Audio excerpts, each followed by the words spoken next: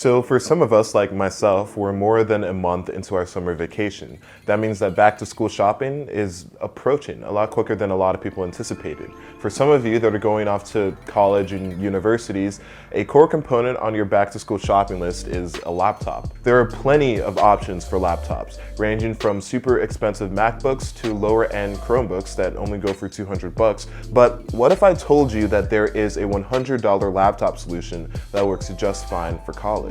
Meet Lenovo's ThinkPad series, a line of business laptops that can go as low as $40 used on eBay. The one I bought is the X61, housing a Core 2 Duo, 2 GB of RAM, and a 160 GB hard drive for only $65. It has a boxy design, but it doesn't look bad, just not as modern and as sleek as current gen models. It has a 12.1-inch screen, 1024 by 768, lower than typical 900p screens seen on budget laptops, but that will be fine depending on what application you're running. ThinkPads are perfect solutions for the ramen every night type of college student who's on a super tight budget. And why? Well, because of two reasons. One, they're durable, and two, the more important one, they work really well with one special software that will be the highlight of this video, Linux. Linux is an operating system similar to Mac OS and Windows, but it's completely open source. The open source part doesn't matter much to the average user, but because it's open source, we have so many different flavors of Linux that cater to most people's preferences. One of the most popular ones is Ubuntu. For this laptop, we will be installing Lubuntu, a lighter version of Ubuntu that prides itself on running very well on lower-end hardware.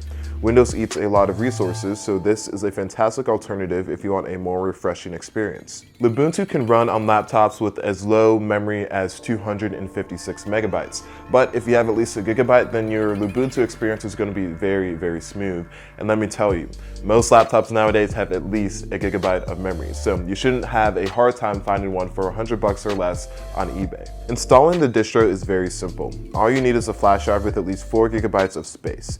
Go to the official Lubuntu site and download the 64-bit version unless your laptop was made before 2006. Next, download and install UNetbootin. Plug your flash drive into your computer, open up UNetbootin, search for the ISO you downloaded off the Lubuntu website, choose the location of your flash drive through UNetbootin, and run the software. Afterwards, go plug your flash drive into your laptop, boot from the USB drive, and install Lubuntu. Oh, and you can demo it by trying the live version before installing it on your computer if you'd like. So, is a $100 or less laptop running Lubuntu a worthy entry-level college laptop? Well, let's find out. Alright, so after installing Lubuntu, the first thing I tested was boot time. It was pretty long for the first run, about 53 seconds, but sequential runs were in the 30s. This is mostly due to the hard drive. If I had an SSD, it would be much faster, but hey, you can't win it all. After logging in, you're greeted with a layout similar to Windows. You have your taskbar, your start menu, and a trash bin for deleted items. Clicking on the start menu, you'll see that you have a lot of pre-installed applications sorted by functionality. For example, LeafPad, an alternative to Notepad, is under Accessories, and Calculator, a calculator solution, is also under Accessories. You also have a Microsoft Word and Excel alternative pre-installed, Abby Word and Numeric, but you can download better alternatives in the Software Center. I'll get into that later. You also have customization options for Lubuntu. You can change the font, the color scheme, and layout if you'd like. There are also themes you can download and install from the internet to make it resemble other operating systems for your convenience. Speaking of the internet, the laptop with Lubuntu comes with Firefox as the default web browser.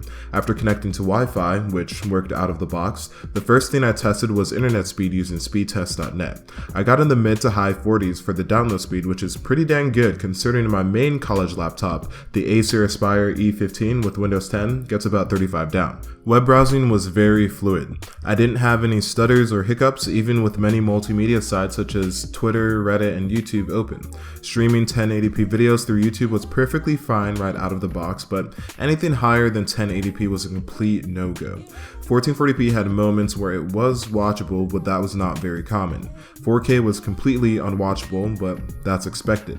Netflix streaming worked perfectly fine as well through the web browser. Unfortunately, there is no app you can install on Lubuntu for Netflix, but streaming it through Firefox was more than enough, and I noticed no frame drops.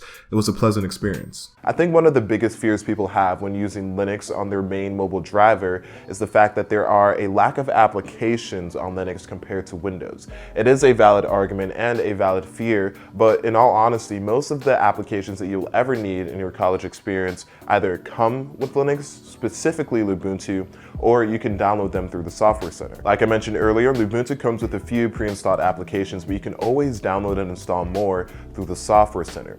The UI is intuitive, making it easy to use, and you can either search for an application that you want if you already know what you want, or you can browse the categories and see if you can find anything that you need that's an alternative to Windows. Here, I installed Chromium, a lighter open source Google Chrome alternative. After installation, it's already sorted by its functionality in the Start menu under the Internet tab. Make sure you research alternatives before installing Linux on your laptop. If there are any essential programs Windows has that Linux does not, without Wine or VMware, then make note of that and decide if the environment switch is worthy. Under the Office tab in Lubuntu Start menu, you start off with Abby Word and Numeric, and they work fine for very basic use. I ended up replacing them with LibreOffice Writer and Calc and installed the rest of the LibreOffice suite using the Software Center. Office work was very smooth, and just like in web browsing, I encountered no system lag, but it did take some time to get used to, and that's because of two things: the laptop keyboard and the window resizing. The keyboard on this laptop is small, and it took some time to digest everything after coming from a full-size mechanical keyboard on my main desktop. For instance, I often press the =sign key instead of the backspace key, and using the apostrophe was awkward because it is much closer to my fingers than what I'm usually accustomed.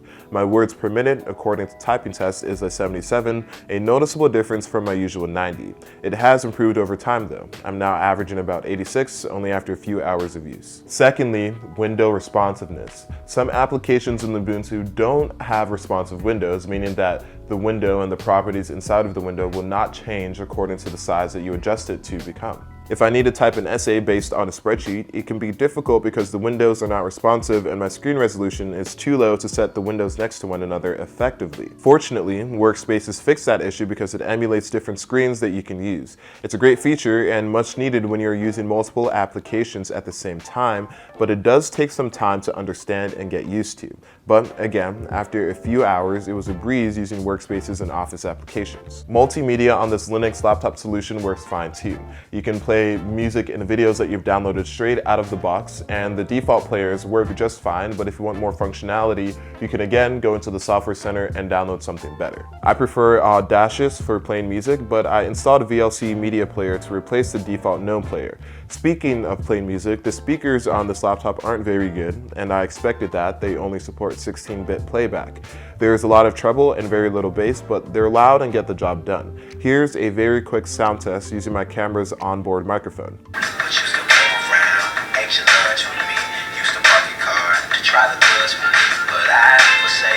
There is also a Paint alternative, but it's nowhere near as intuitive as Paint on Windows. You can still make dank masterpieces from the internet, but you're better off installing GIMP as it's free, easier to use, and more powerful. There's also an image viewing application that comes with Lubuntu. You can scroll through your photo libraries and do very basic transformations such as rotations and flips. So yeah. Here is a comprehensive list of Windows applications that are also available on Linux. As you can see, the most popular ones are available on Linux, but the waters do get a little bit muddy when you get to higher end, more proprietary applications. Like always, make sure you check to see if an application that you absolutely need is available on the Linux distro. Multitasking was a lot better than I imagined on this laptop. I tried emulating a typical college working environment as best as I could. In my first workspace, I had a Word document open, and in the second, an Excel spreadsheet open. In the other workspaces, I had Spotify web player going through a playlist and a few social media tabs auto-refreshing.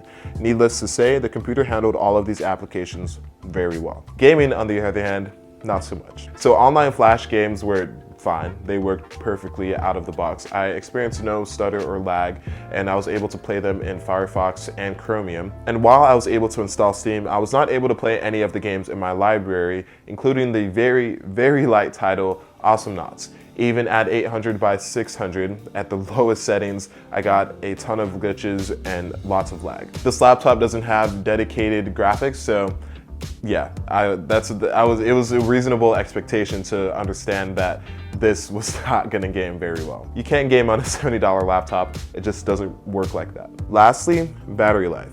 From fully charged to dead, I got about 3 hours consistently with regular use and with 70% screen brightness. A bit below average by today's standards, but doable, and that's with a used battery. I'm sure you can squeeze out another hour on a brand new fresh battery, and if you lower your screen brightness. You don't actually need the screen to be that bright, and it's a worthy sacrifice for more screen time. So for $100 or less, you get yourself a multitasking capable 1080p streaming laptop that's very portable and more than affordable. Some of its downfalls, like I mentioned in the video, include its lower screen resolution, its below average battery use, and its too close for comfort keyboard, but a lot of these things just take some time to get used to.